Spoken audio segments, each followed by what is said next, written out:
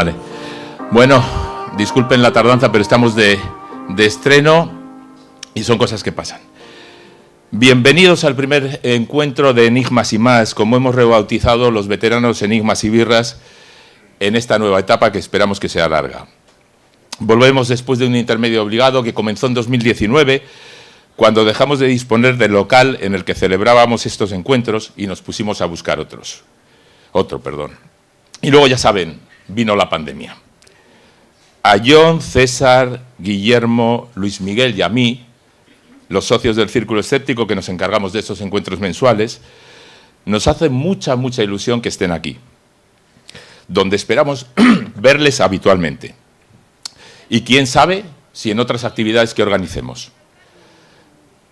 Además, queremos dar las gracias a Sandra e Ivonne, propietarios del Da Vinci, y a todo su equipo por su ayuda y entusiasmo. Sin ellos, hoy no tendríamos Enigmas y Más. Lamentablemente, hoy no nos acompaña un buen amigo, un habitual de estos encuentros. Gabriel Naranjo y su sonrisa, esa que se reflejaba en sus chispeantes ojos, se apagaron el 27 de febrero por un cáncer. Gabriel fue uno de los impulsores del movimiento escéptico en España. Sin él, ni ARP, Sociedad para el Avance del Pensamiento Crítico, ni el Círculo Escéptico serían lo que son. Estuvo ahí siempre en la sombra, dando ánimos e ideas, perdiendo dinero, y bastante, llevando las cuentas cuando no éramos más que 4 gatos, dando su opinión libre y sincera, muy sincera, y haciéndonos reír. Viajero y lector incansable, Gabriel era para algunos de nosotros una especie de hermano mayor. Le vamos a echar mucho de menos y hoy vamos a hacer lo que a él le gustaría, brindar por su vida. Así que nada de tristezas, ¿eh? Y empezamos. Es un lujo que no creía que íbamos a poder, del que no creía que íbamos a poder disfrutar, abrir los Enigmas y Más como lo vamos a hacer, con Juan Ignacio Pérez y Joaquín Sevilla. Juan Ignacio y Joaquín, biólogo y físico, están entre lo mejor de la divulgación científica española. Responsables de las cátedras de Cultura Científica de las Universidades del País Vasco y Pública de Navarra, respectivamente, además de promover actividades culturales en sus comunidades autónomas, han puesto en marcha conjuntamente el Máster de Cultura Científica. Hoy van a hablar, en un diálogo entre ellos, sobre los males de la ciencia, una serie de reflexiones que empezaron a hacer de una manera casi informal y que han acabado reunidas en un libro muy recomendable, publicado por Next Door Publishers. Una obra en la que Joaquín y Juan Ignacio reflexionan sobre los defectos y enemigos de la empresa científica, algunos responsabilidad de los propios científicos como humanos que son. Otros no. Uno de los males de la ciencia, indican, es cómo la percibimos los ciudadanos. Existe la creencia de que la ciencia consiste en una colección de verdades, cuando en realidad es un proceso en el que vas corrigiéndote a ti mismo de manera permanente, dicen. Pero lo mejor es que nos lo cuenten ellos. Les dejo con Juan Ignacio y Joaquín hasta el turno de preguntas. Muchas gracias.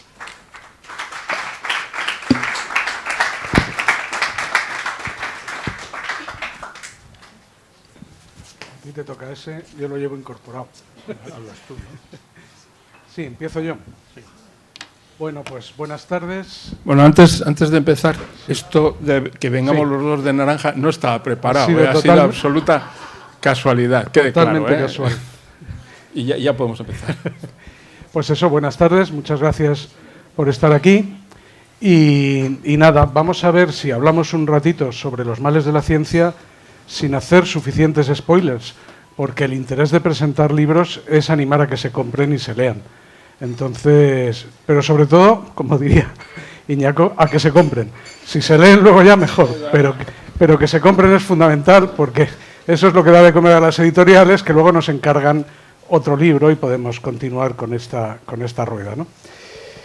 El libro lo comenzamos con unas páginas que en vez de llamarse prólogo o algo parecido, se llaman pretexto, lo cual está muy bien traído, porque aparte de ser literalmente un texto previo al libro en sí mismo, son el pretexto, la excusa, la justificación, la razón que nos ha llevado a ese conjunto de reflexiones que están recogidas en el libro.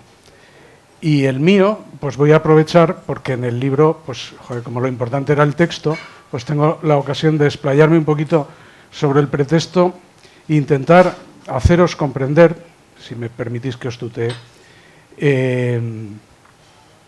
lo difícil que son estas situaciones en algún momento, ¿no? Decía Luis Alfonso en la presentación que se trata de evitar la pseudociencia. Si pensáramos en la ciencia como un territorio, tiene muchas fronteras, con muchos países. Es un territorio muy céntrico que linda con muchos. Una es la de las pseudociencias, pero hay otras incluso más difíciles de defender, de definir y de entender. Bueno, dejo de enrollarme con esto y voy al pretexto propiamente dicho. Cuando yo empecé mi tesis doctoral, hace 30 y no sé cuántos años, el tema que me propuso el director de tesis, en lo que concluimos, era un entorno, ¿no?, de un departamento que se empezaba a preocupar por la cuestión energética y por un tema que ahora resulta totalmente moderno y entonces era visionario, era la absorción de hidrógeno en metales para su uso como vector energético, que igual hemos oído ahora hablar del hidrógeno últimamente. Pues entonces la idea era tener coches que tuvieran el depósito, en vez de gasolina, que fuera de hidrógeno, pero en vez de ser hidrógeno comprimido, hidrógeno licuado, que fuera absorbido en metales, porque los hidruros metálicos, hay algunos metales que tienen mucha avidez por hidrógeno, y la reacción de añadirles hidrógeno gas y que se produzca la reacción química y quede químicamente enlazado, y la desorción que permite utilizarlo después, pues es reversible, supone una cantidad de energía muy manejable, en fin, era un buen invento. Tiene sus problemas porque hay que acarrear el peso del metal para llevar el hidrógeno. Entonces, aunque en volumen, sorprendentemente, los hidruros metálicos, el hidrógeno está más compactado que en el hidrógeno líquido, pero en peso la cosa no sale muy bien. En fin, el caso es que andábamos con esas cuestiones cuando de repente encontramos en los periódicos y luego en publicaciones científicas y luego en comunicaciones directas con algunos científicos la idea de que en esos hidruros metálicos, si en vez de hidrógeno estándar, ¿no?, el hidrógeno de un protón, se ponía deuterio, se producían reacciones de fusión nuclear sin las condiciones extremas que necesitan las vías ordinarias de la fusión. En resumen, había nacido lo que luego se llamó, bueno, ya desde el principio se llamó fusión fría, y resulta que era un proceso para el que se requería exactamente lo mismo que estábamos haciendo nosotros, que teníamos en nuestro laboratorio, con finalidades completamente diferentes. Ahora es muy fácil saber que aquello era un error, pero el día que estás viendo esa noticia, dices, esto tiene una pinta muy rara, pero hoy sí es verdad. Vamos a dejar pasar la oportunidad de estar en la cresta de la ola en el descubrimiento que probablemente revolucionaría la historia de la humanidad, la historia reciente, y de antemano decir, no, esto seguro que es mentira. Eso es muy fácil de decir a posteriori, pero en el momento cuando lo estás viviendo no es. Tan no es, yo creo que lo están grabando y todo, pero bueno, se pueden decir cosas de hace 30 años, como si ya se hubiera desclasificado, que nos llamó el ministro a mi director de tesis, que eran compañeros de carrera, Javier Solana, que era entonces ministro, que era físico también, como mi director de tesis, se conocían y tuvieron ahí una serie de conversaciones, y de hecho los comienzos de que hiciéramos experimentos en fusión fría fueron, si no instigados, porque no voy a decir eso, pero con el conocimiento expreso del ministro del ramo, con el conocimiento expreso y con una cierta financiación totalmente extraordinaria, porque no estaba prevista, para hacer experimentos preliminares para intentar verificar lo antes posible qué viabilidad podía tener aquello. Todo esto, porque son cosas que uno luego dices, pues esto fue mentira, pues era una mentira y era muy claro que era mentira. Es un poco por ahondar en que las cosas no son tan evidentes cuando las estás viviendo, que cuando ya el puzzle está resuelto, es muy fácil saber lo que fue mentira, lo que era pseudociencia, lo que era un señor que se creía demasiado tal y no sé qué, o lo que no. Porque lo fascinante es que en aquellos resultados preliminares en los que nos pusimos a trabajar La verdad es que deberíamos haber escrito un libro sobre aquello. Nos pusimos a trabajar 24 horas, porque además los experimentos de electrolisis requerían estar rellenando el nivel cada hora, y hicimos turnos, las 4 personas que estábamos en el laboratorio, y estuvimos 2 meses trabajando 24 horas en aquella historia. Y nos salieron resultados, que publicamos en revistas científicas revisadas por pares de todas estas cosas. Algunas, cuando ya empezaron a pasar un par de meses, me acuerdo de una en Solid State Communications, que el editor dijo, vale, aceptado, porque no hay razón para no aceptarlo, porque está todo como tiene que estar, pero voy a poner una nota del editor delante diciendo que no nos hacemos responsables del todo de que esto vaya en serio. O sea, cosas verdaderamente atípicas, ¿no? En fin, el caso es que fue pasando el tiempo, nos dejaron de salir resultados. Yo con el tiempo tengo claro que al incorporar en nuestros experimentos la parte de estado sólido de los hidruros metálicos sí que la controlábamos, pero al incorporar detectores nucleares eso era nuevo. Llegaron de un día para el siguiente, nos dieron un cursillo de unas horas y empezamos a utilizar un equipamiento que no habíamos, en eso no éramos expertos. Y probablemente todos los resultados positivos que tuvimos fueron errores de manejo de un equipamiento que era nuevo para nosotros. Pero digo probablemente, mi director de tesis, que estuve con él por casualidad la semana pasada, y hacía casi 10 años que no nos veíamos, tiene 80, la última vez que nos veíamos fue en su jubilación definitiva con 70, en la fiesta que se le hizo, y me confesó que él sigue creyendo que aquellos resultados eran verdaderos y que ha conseguido, y eso sí que no lo diré porque eso es vigente todavía, que está haciendo ahora mismo, junto con otros compañeros jubilados, experimentos para intentar verificar cuestiones que se nos quedaron pendientes en su momento. Pero claro, uno puede creer lo que sea. No es tan fácil tener pruebas que demuestren... Es relativamente fácil tener pruebas que demuestren que una cosa sí es. Porque si es reproducible, has encontrado la receta y la repites, pero asegurarte de que una cosa no es tan sencillo. Y uno puede querer probar un caminito más, otro recoveco, otra vuelta, y hay que reconocer que en este caso el premio, en el caso de existir, sería espectacular. Eso sí, han pasado los años, se ha intentado de muchas maneras, hubo y ha habido muchos caraduras subidos a esa historia, pero ha habido también buena ciencia, desde luego personas honestas un montón, que lo han intentado de diversas maneras. Y bueno, me parece un ejemplo, y no me enrollo más, pero bueno, un ejemplo curioso de que no es tan fácil, y desde luego estando en el momento en el que ocurren las cosas, elegir. Luego estas cosas te marcan, desde luego, durante mucho tiempo, porque haber hecho... Yo creo que mi tesis es la única, en España por lo menos, que pone fusión fría en el título de la tesis. En fin, y bueno, y eso claro te marca en muchos sentidos. Pero bueno, el caso es que el aprendizaje, por otro lado, y ya con esto termino, las dificultades que encuentras en ese momento no son las que vive un estudiante de doctorado habitualmente, ¿no? Porque tu problema es que los resultados te salgan, pero usas una metodología probada, tu director de tesis sabe perfectamente por dónde pisa, vas por un terreno muy conocido. Entonces, pues bueno, tienes que desbrozar una zona novedosa en ese terreno, pero digamos que no todo el campo es desconocido. En nuestro caso era todo muy diferente y esa observación de que la ciencia era más complicada de lo que parece en el día a día es lo que hizo que me empezara a plantear estas cuestiones más de metafísica que de física propiamente dicha, de filosofía de la ciencia, de ir fijándome cuando los resultados son peligrosos, malos, fraudulentos, y que haya tenido ese ojo en los males de la ciencia desde entonces hasta ahora, y luego ya en tiempos mucho más recientes, que los hayamos ido recopilando y analizando desde otro punto de vista ya muy diferente y que han acabado en el libro, ¿no? Pero bueno, este era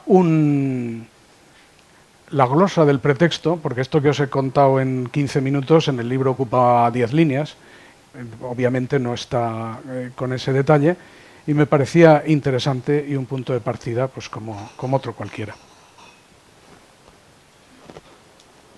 Muy bien, gracias Joaquín.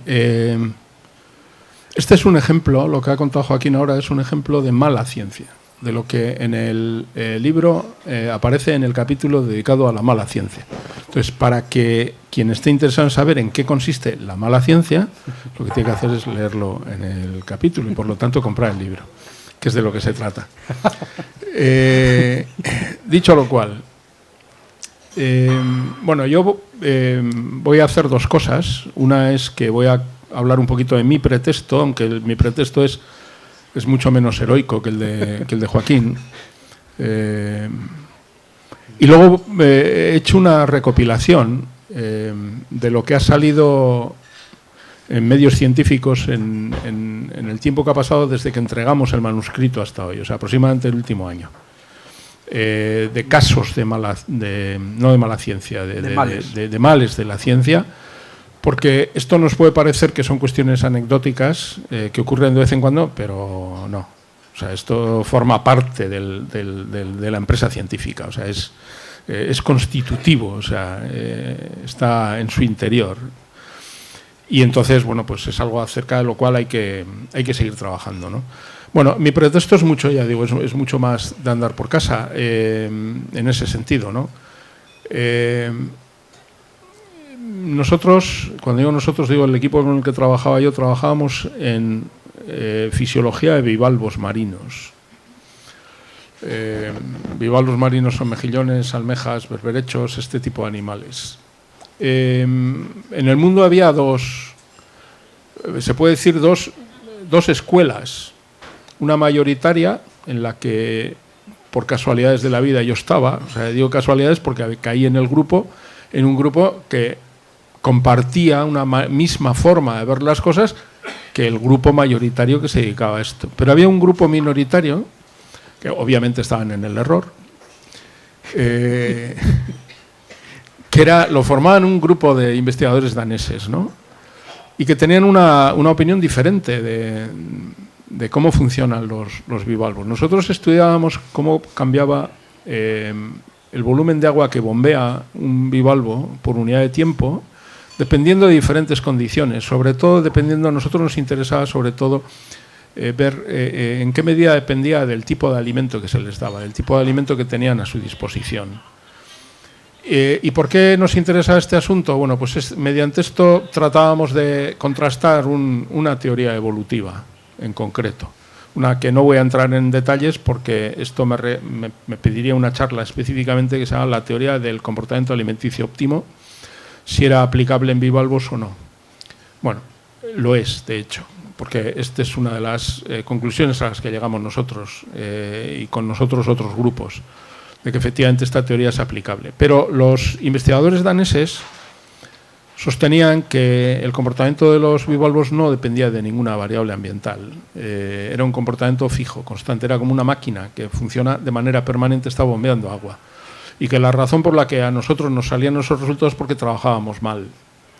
Este era su punto de vista. Nuestro punto de vista es que ellos trabajaban en un rango de condiciones tan estrecho, introducían tan poca variabilidad en las condiciones del tipo de alimento que se les daba, que era imposible que registraran diferentes valores de tasa de bombeo. O sea, entonces nos manteníamos cada uno de los grupos encastillados en nuestra posición.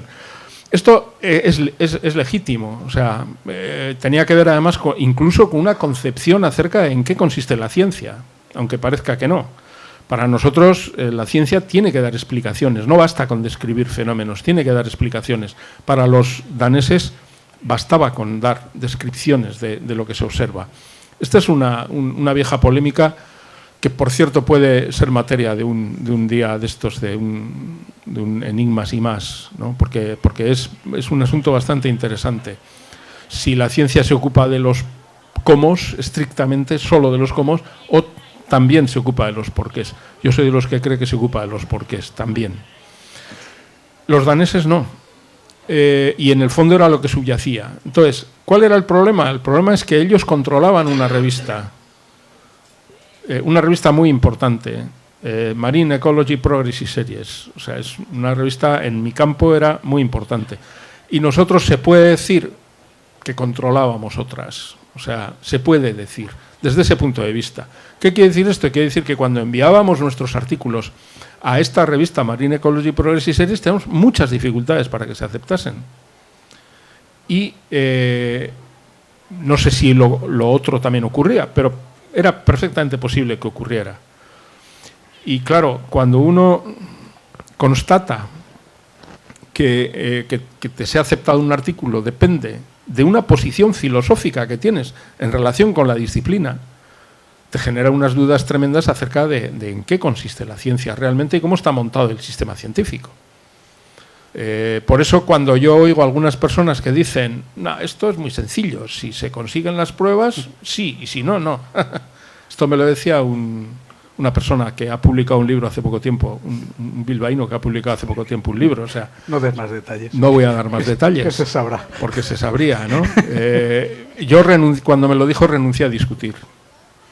Pensé para mí que lean el libro, o sea, y ya se enterarán si les interesa, ¿no? O sea, entonces este es mi pretexto, que es un aspecto que es distinto del de Joaquín, pero que también incide, por mi trayectoria personal, incide específicamente en uno de los problemas. Bien, y dicho esto, y antes de dar la palabra al público para hablar, porque esto está pensado para que sea más un diálogo que dos monólogos aquí, y diálogo no entre Joaquín y yo, sino un coloquio, ¿no?, abierto.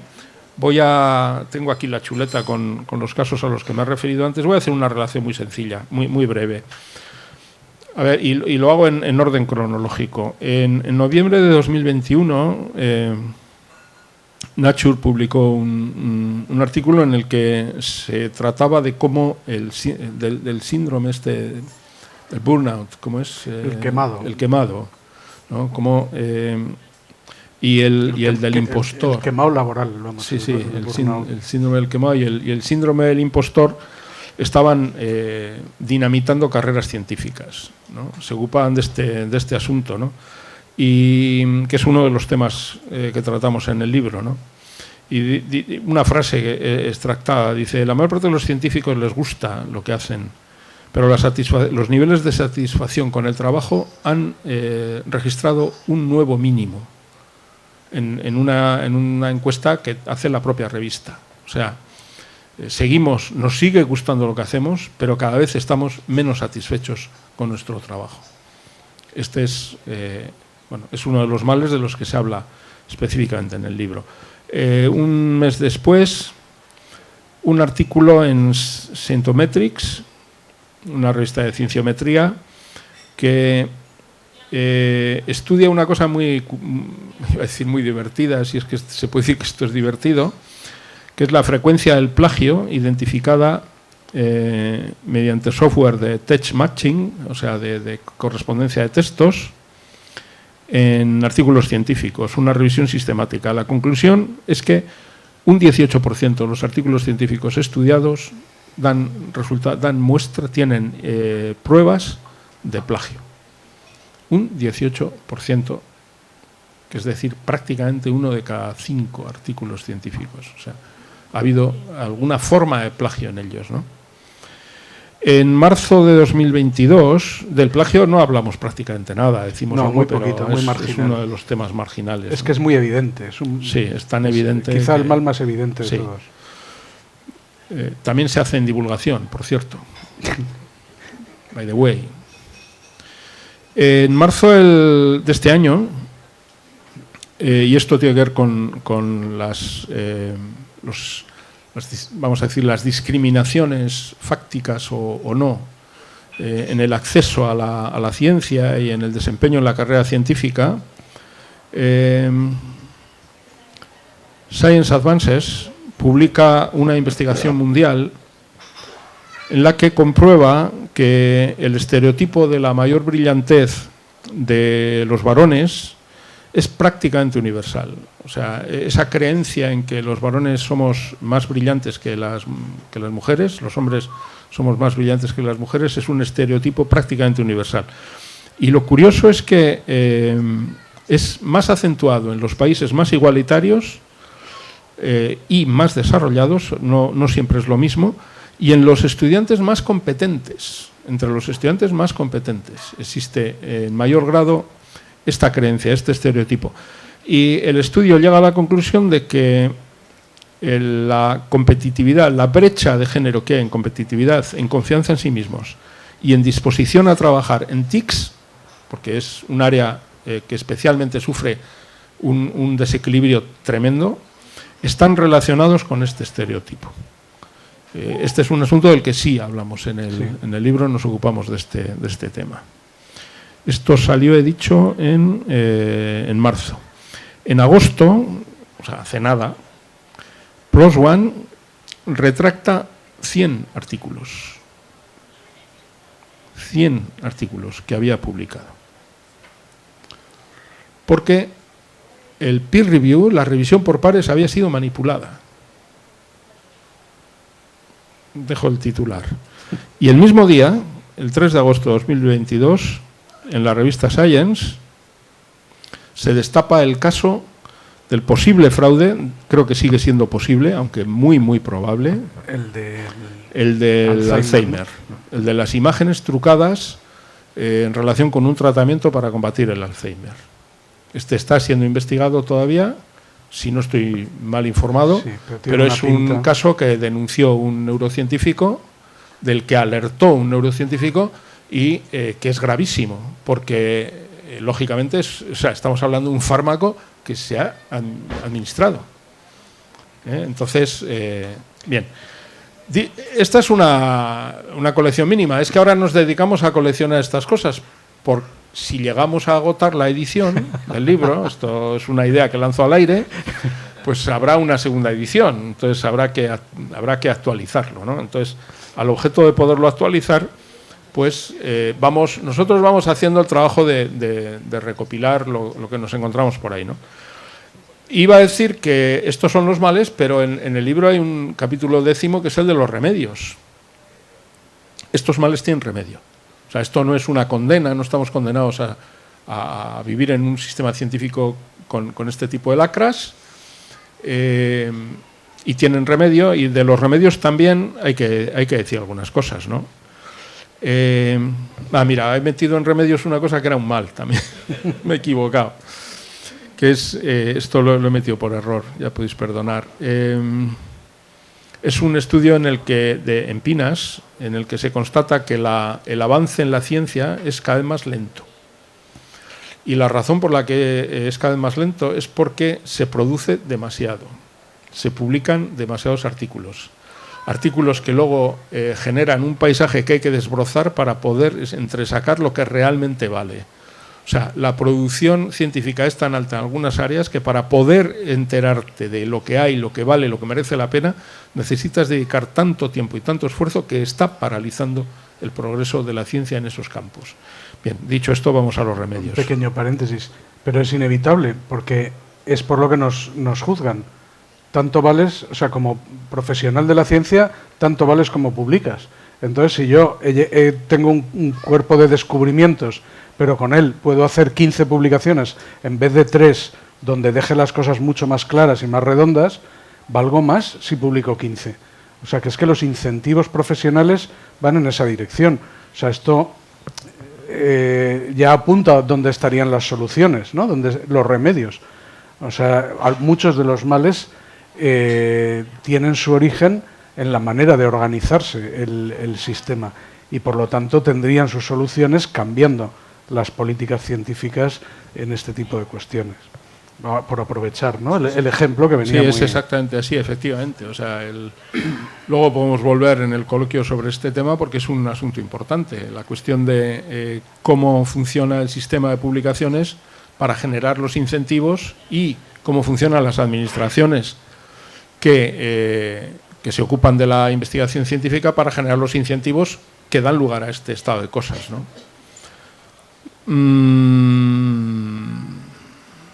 A ver por dónde iba. Sí. En Estados Unidos, el 5 de octubre de 2021, se anunció la creación del Consejo Estratégico para la Excelencia, Integridad y Confianza en la Investigación. Eso ya se iba en la línea de los remedios. Estos son remedios. O sea, este es un consejo que se pretende ocupar precisamente de ir resolviendo estos problemas, de analizar estos problemas y trabajar en favor de la integridad. Esto es un consejo que se crea en el seno de la Academia Nacional de las Ciencias, la Ingeniería y la Medicina. Es decir, que no es, o sea, es un consejo en la propia academia, que este es un asunto al que también hacemos referencia en el libro, de que la mayor parte de los remedios surgen de la propia comunidad científica, la idea de los remedios, o sea, de los remedios que hay que aplicar.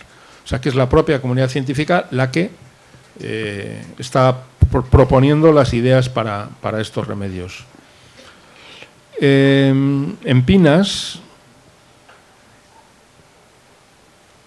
lo que pasa es que aquí no os voy a poder dar datos, el 24 de febrero de este año también, se propone una agenda para ir eliminando o reduciendo las desigualdades en la ciencia. Lo dejo el titular, es del 24 de febrero de este año. El 8 de julio, un grupo de investigadores publica también en una revista que se llama Patterns, un trabajo acerca de cómo habría que abordar la cuestión y anticiparse a al fraude de imágenes en las publicaciones científicas realizado mediante inteligencia artificial. Este es un asunto impresionante, porque, claro, ahora estamos viendo que se está generando una cosa que llaman arte mediante inteligencia artificial. Claro, aquí hay un problema conceptual tremendo de fondo y un problema de casi filosófico, ¿no? ¿Qué entendemos por arte? Pero la inteligencia artificial, programas de inteligencia artificial están generando creaciones, vamos a llamarlas artísticas. ¿Te ha borrado? No, me he ido a un enlace, no, pero ya he recuperado. De la misma manera se pueden generar imágenes de un pulmón canceroso, sano y enfermo. O sea, uno enfermo, canceroso, y uno sano después de un tratamiento. O sea, quiero decir con esto, pero falsas, claro. Digo que se pueden generar. O sea, y entonces el campo que se abre al fraude mediante el recurso a inteligencia artificial es infinito. Y, lógicamente, esto pasa a lo que con todas estas historias. Está bien que haya quien se ocupe de ver cómo se puede afrontar ese problema y diseñar herramientas para identificar ese tipo de fraude y combatirlo, ¿no? Es curioso, si me dejas aquí un momentito, sobre la inteligencia artificial, un pequeño apunte sobre las figuras en biología de geles de secuenciación de ADN, y esto es donde más se ha hecho en tanto fraudes como detección del fraude. Y se habían generado unos algoritmos muy potentes de detección de imágenes fraudulentas con inteligencia artificial. Entonces es curioso que la misma herramienta, la inteligencia artificial, herramienta, paradigma, no sé cómo decir, son muchísimas herramientas, ¿no? Sirve para detectar determinados tipos de fraudes, pero con las mismas te abre puertas enormes a generar otros, ¿no? Entonces herramientas más potentes te resuelven problemas y te generan otros, ¿no? Bueno, y el último caso que tengo es de un procedimiento que se ha puesto en práctica. Esto ha salido publicado en una revista que yo desconocía, el Journal of University Teaching and Learning Practice, en el que hacen una especie de encuestación entre muchísimos investigadores para recabar opinión en relación con cómo mejorar el proceso de peer review, de revisión por pares. El valor que tiene esto es que se supone que se basa en la sabiduría de la masa. O sea, que es más sabia la masa, aunque parezca que no, que los sabios. Entonces, la idea es, vamos a preguntarle a todos los investigadores que podamos para que nos digan qué les parece que se tiene que hacer para resolver este problema. Y a partir del agregado de las respuestas se puede disponer de soluciones posibles, en este caso concreto, para mejorar el sistema de revisión por pares. Vuelvo a incidir en el hecho de que esto nace de la propia comunidad científica y esto es el valor más importante que tiene. Bueno, yo aquí acabo ya el... Sí. el recorrido porque, bueno, porque es el que he hecho. En casa tengo, ni sé, la de referencias, pero no me podía poner aquí ahora a hacer, en fin, hubiéramos estado hasta las 10 de la noche y no es plan. Quiero decir una cosa sobre esta lista, que es que oída así, ¿no? Son una lista de titulares y los males son de los más variados, como hemos visto, de desigualdad en el acceso, de fraudes, de generación de fraudes, de detección de fraudes, de muchísimos tipos. Y puede parecer un ambiente confuso. Para eso hemos escrito un libro en el que están clasificados y ordenados y hay una sistemática detrás, pero como decía, no se trataba de hacer spoilers, sino animar a que se agote la primera edición para poder escribir una segunda corregida. Eso. Sí, de hecho, esta era una de las razones por las que la colección es una colección de casos que se han producido después de que entregásemos el texto. O sea, esto no está en el libro. Y podríamos pero estar son males de muchas horas, pero efectivamente lo mejor es hablar, ¿no? Tener una conversación. Bueno, pues ahora para la conversación, quien quiera hacer alguna pregunta, que levante la mano y me acerco yo con el micrófono para que quede grabada y luego le traigo el micrófono a los ponentes. Sí, ¿O podéis compartir ese? Este, vale. sí.